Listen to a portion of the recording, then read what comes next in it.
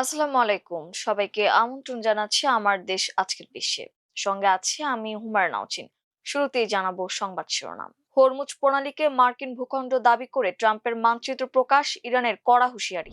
দক্ষিণ চীন সাগরে 4 দিন বিদ্যুৎহীন অবস্থায় মার্কিন ডেস্ট্রয়ার, খাদ্য সংকটে 300 নাবিক। ট্রাম্পের জনপ্রিয়তা তলানিতে অসন্তুষ্ট অধিকাংশ মার্কিন নাগরিক। ইমরান খানকে কারাগার থেকে হাসপাতালে নেয়ার নির্দেশ পাকিস্তান সুপ্রিম কোর্টের। অরুণাচলে ভারতের ভূখণ্ড দখল করার অভিযোগ, ভারত চীন সীমান্তে নতুন করে বাড়ছে উত্তেজনা। বোরকা পরায় নিষেধাজ্ঞা ঘোষণা করল পর্তুগাল, অ্যামনেস্টি ইন্টারন্যাশনালের সমালোচনা। শুনছিলেন সংবাদ শিরোনাম, এবারে বিস্তারিত। যুক্তরাষ্ট্রের প্রেসিডেন্ট ডোনাল্ড ট্রাম্প তার নিজস্ব সামাজিক যোগাযোগ মাধ্যম প্ল্যাটফর্ম ট্রুথ সোশ্যালে হরমুজ প্রণালীর একটি মানচিত্রের ছবি পোস্ট করেছেন। ওই ছবির ক্যাপশনে লেখা রয়েছে, নতুন মার্কিন ভূখণ্ড।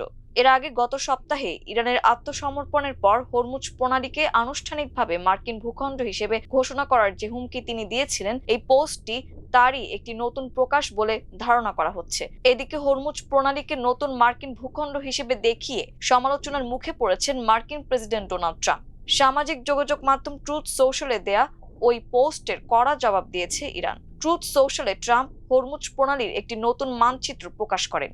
ওই ছবিতে হরমুজ প্রণালী, ইরানের কিছু অংশ, পারস্য উপসাগর ও ওমান উপসাগর দেখানো হয়। ছবিটির ওপর লেখা ছিল নিউ ইউএস টেরিটরি। ট্রাম্পের ওই পোস্টের প্রতিক্রিয়ায় ইরানের উপপররাষ্ট্রমন্ত্রী কাজেম গারিবাবাদি বলেন, হরমুজ প্রণালী নিয়ে ট্রাম্পের বিভ্রম শিগগিরই সংশোধন হবে, অথবা আমরা এই বিভ্রান্ত মানুষটির ভ্রান্ত ধারণা সংশোধন করে দেব।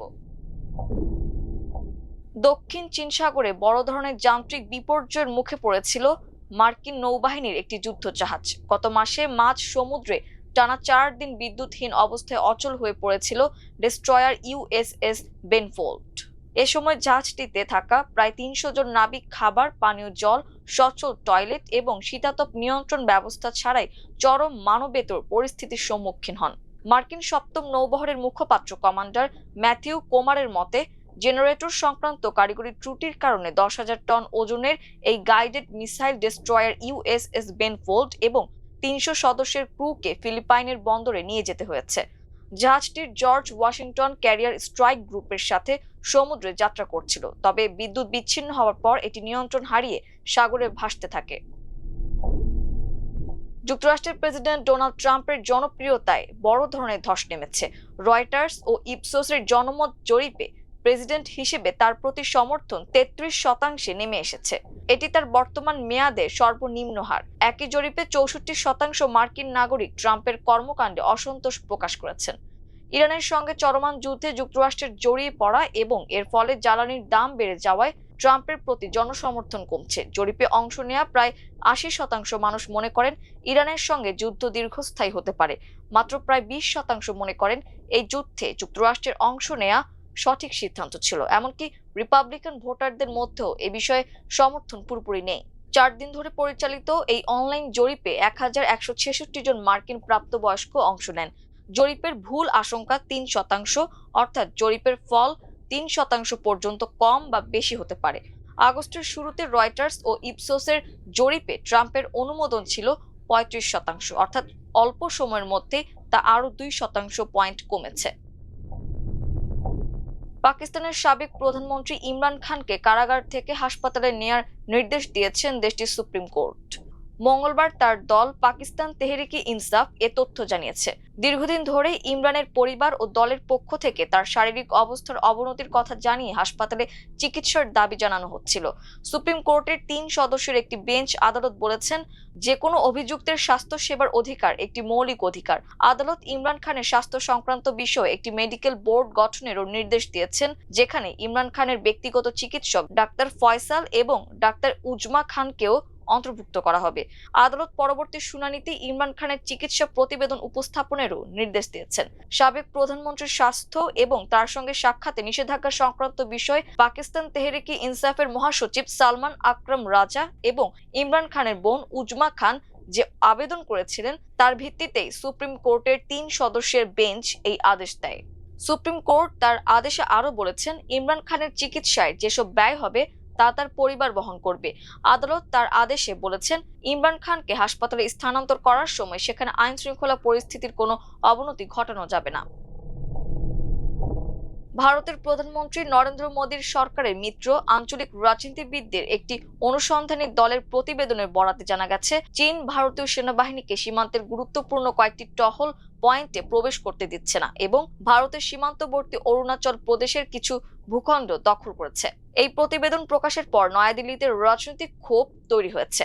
বিরোধীরা সাম্প্রতিক বছরগুলোতে সীমান্তের বিভিন্ন এলাকায় চীনের কথিত ভূখণ্ড দখলের বিষয়ে নীরব থাকার জন্য মোদী সরকারের সমালোচনা করেছে। এই অনুসন্ধানী প্রতিবেদন ভারত ও চীনের সম্পর্কের সাম্প্রতিক উন্নতির ধারাকে ভেঙে দিতে পারে। দুই দেশ দীর্ঘদিনের প্রতিদ্বন্দ্বী এবং 1962 সালে তাদের মধ্যে যুদ্ধ হয়েছিল। পর্তুগালের সংসদ সম্প্রতি জনসাধারণের স্থানে মুখ ঢেকে রাখার উপর নিষেধাজ্ঞা আরোপ করে একটি গুরুত্বপূর্ণ আইন অনুমোদন করেছে। এই আইনের ফলে বোরকা, নিকাব সহ এমন কোনো পোশাক যা মুখের পরিচয় লুকিয়ে রাখে তা প্রকাশ্য স্থানে পরার উপর কঠোর বিধিনিষেধ আরোপ করা হয়েছে। আইনটি মূলত জননিরাপত্তা ও জনশৃঙ্খলার স্বার্থে প্রণয়ন করা হয়েছে বলে সংসদে বলা হয়েছে, যদিও এর প্রভাব ইসলামিক মুখ ঢাকা পোশাকের ওপরই সবচেয়ে বেশি পড়বে বলে মনে করা হচ্ছে। হিজাবের মতো যেসব পোশাক মুখ খোলা রাখে সেগুলো এই নিষেধাজ্ঞার আওতায় পড়ে না। আইন অনুযায়ী প্রকাশ্য স্থানে মুখ ঢেকে রাখলে জরিমানা হতে পারে 200 থেকে 4000 ইউরো পর্যন্ত, যা প্রায় $4500 সমতুল্য। আর যদি কেউ অন্য কাউকে, বিশেষ করে নারীদের, জোর করে মুখ ঢেকে রাখতে বাধ্য করে তাহলে তার বিরুদ্ধে 3 বছর পর্যন্ত কারাদণ্ডের বিধান রাখা হয়েছে। এই বিধানটি নারীদের স্বাধীনতা ও মর্যাদা রক্ষার সঙ্গে যুক্ত করে উপস্থাপন করা হয়েছে। আইনে কিছু ব্যতিক্রম রাখা হয়েছে, যেমন উপাসনালয়, বিমান, কূটনৈতিক স্থাপনা বা স্বাস্থ্যগত প্রয়োজনে মুখ ঢাকার অনুমতি থাকবে, তবে রাস্তাঘাট, পার্ক, গণপরিবহন বা অন্যান্য প্রকাশ্য স্থানে এটি প্রযোজ্য হবে না।